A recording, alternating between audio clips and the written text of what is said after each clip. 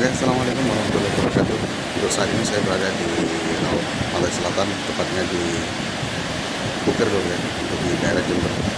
Ini ada perahu atau kapal yang terjebak di tengah atau di pinggir pantai ya. Tiba-tiba untuk ombak ini sangat besar ya.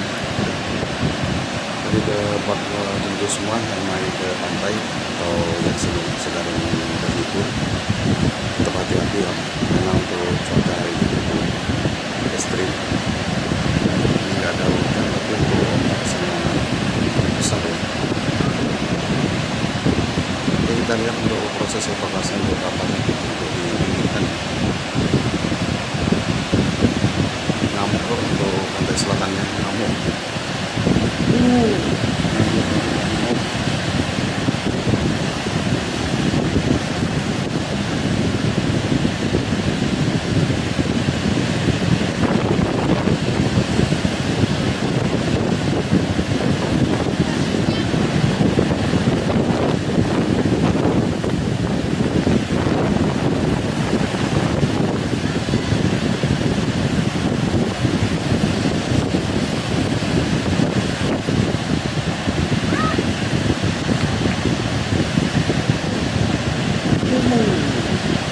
Ini sedap bro.